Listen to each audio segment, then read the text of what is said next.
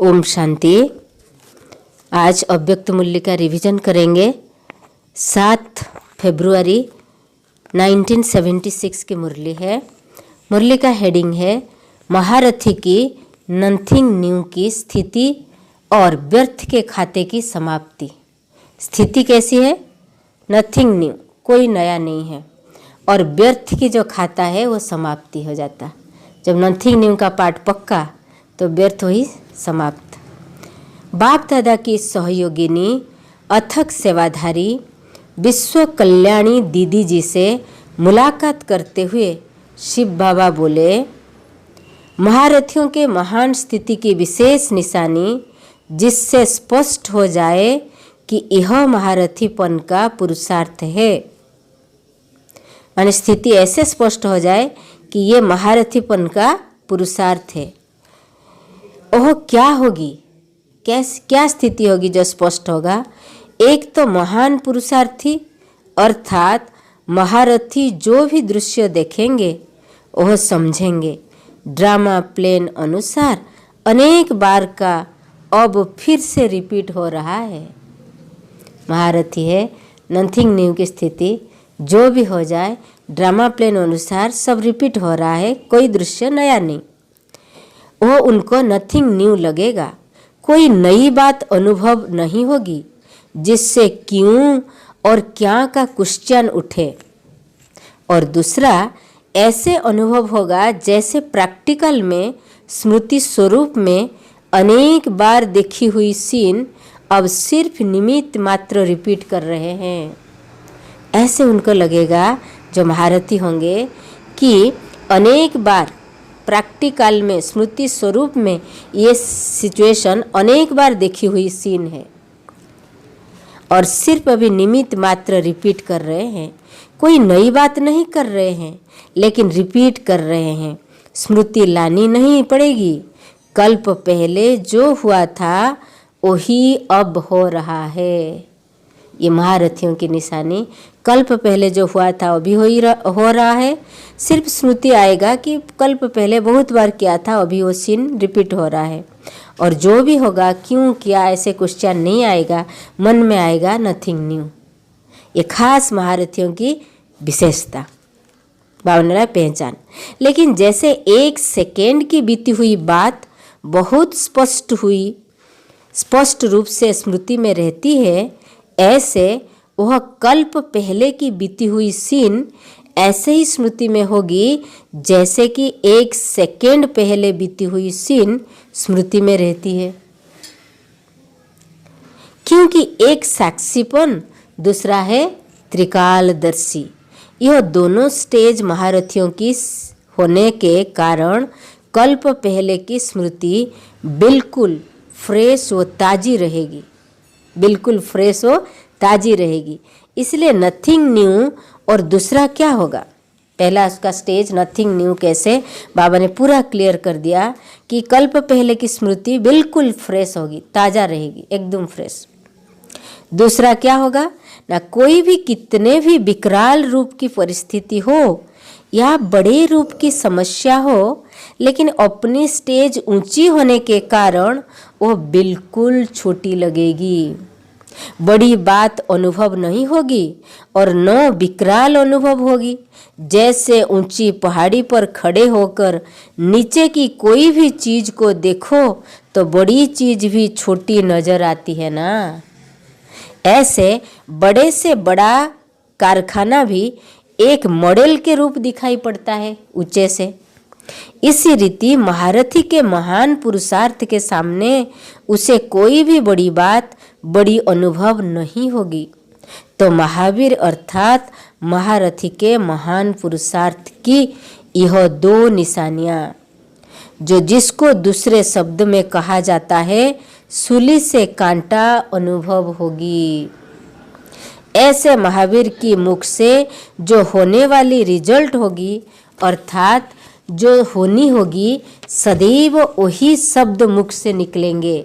जो भावी बनी हुई होगी वही उनकी मुख से निकलेगा। इसको ही सिद्धि स्वरूप कहा जाता है। माना वो सिद्धि स्वरूप है, मुख से जो निकलेगा वही होगा, या जो होने वाला होगा उनकी मुख से वही निकलेगा। तो उनको कहते हैं सिद्धि स्वरूप। जो बोल निकलेगा, जो कर्म होगा, वो सिद्ध होने वाली होंगे, व्यर्थ नहीं होंगे। महारथी की निशानी है विकर्म का खाता से समाप्त होता है, लेकिन व्यर्थ का खाता भी समाप्त हो। महारथी की निशानी है विकर्म तो नहीं करेंगे, विकर्म का खाता समाप्त, साथ साथ में व्यर्थ का खाता भी समाप्त। मास्टर सर्वशक्तिमान है ना, तो मास्टर सर्वशक्तिमान की स्टेज का प्रैक्टिकल स्वरूप विक्रम के खाते के साथ साथ व्यर्थ का खाता भी समाप्त होगा। वो है महारथी मास्टर सर्वशक्तिमान की निशानी। कर्म से तो उल्टा कर्म करके विकर्म भी नहीं करेंगे, और व्यर्थ जो चल रहा वो व्यर्थ का खाता भी समाप्त। यह है महारथियों के पुरुषार्थ की निशानी। नंबर 1 है नथिंग न्यू, क्या क्यों क्वेश्चन नहीं होगा, ऐसे लगेगा अभी अभी हुआ था, कल पहले की बात, कोई नया नहीं।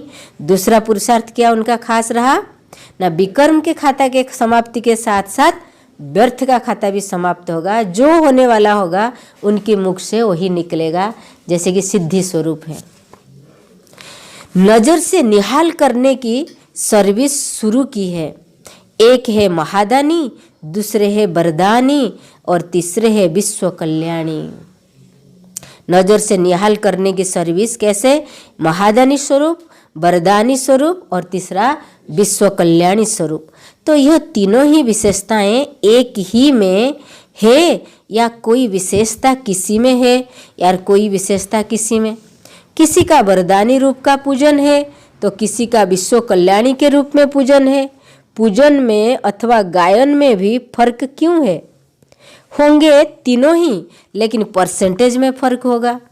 कोई में किस बात की, अन्य कोई में किस बात की परसेंटेज कम अथवा ज़्यादा होगी। एक है कर्मों की गति, दूसरी है प्रारब्ध की गति, और तीसरी फिर है गायन और पूजन की गति। पहले हुआ क्या, वरदानी और महादानी और विश्व कल्याणी। अभी तीसरा बाब बता रहा है, और 3 कर्मों की गति, प्रारब्ध की गति, और तीसरा है गायन और पूजन की गति। कर्मों, प्रारब्ध और गायन और पूजन। जैसे कर्मों की गति गुह्य है, ऐसे इन दोनों की गति भी बड़े गुह्य है।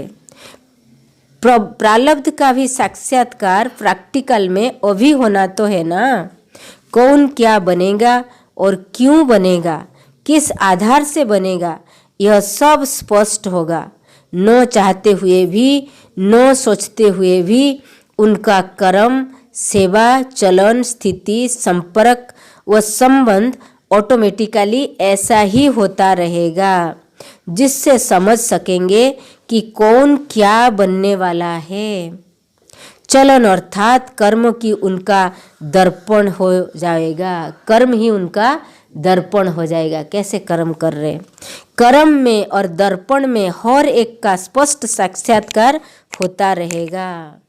कर्म उनका दर्पण है और उसमें उनका भविष्य का साक्षात्कार होता रहेगा। अच्छा, जैसी ऊंची पहाड़ी पर खड़े होकर नीचे की कोई भी चीज़ को देखते हो तो बड़ी चीज़ भी छोटी नजर आती है, इसी प्रकार महारथी के महान पुरुषार्थ के सामने कोई भी बात बड़ी अनुभव नहीं होगी, अर्थात सूली कांटा अनुभव होगा। दूसरा, मास्टर सर्वशक्तिमान की स्टेज का प्रैक्टिकल स्वरूप क्या है ना, विकर्म के खाता के साथ साथ व्यर्थ के खाता भी समाप्त होगा। वो है मास्टर सर्वशक्तिमान का प्रैक्टिकल रूप। जब चाहे तब फुल स्टॉप माना, फुल स्टॉप, फिर व्यर्थ नहीं होगा। तीसरा, महारथी की मुख्य निशानी, उसे कोई भी बात नई नहीं लगेगी। जैसे 1 सेकंड की बीती हुई बात बहुत स्पष्ट रूप में स्मृति में रहती है, ऐसे कल्प पहले की बीती हुई सीन भी स्मृति में होगी, क्योंकि महारथी एक तो साक्षी होगा, दूसरा त्रिकालदर्शी होगा। महारथी का 2 स्टेज है, साक्षीपन और त्रिकालदर्शी स्टेज। तो ये आज था, बाबा ने खास क्या बताया, महारथियों की निशानी और नथिंग न्यू की स्थिति और व्यर्थ के खाता के समाप्ति, व्यर्थ के साथ साथ विकर्म के खाता भी समाप्ति। ओके, ओम शांति।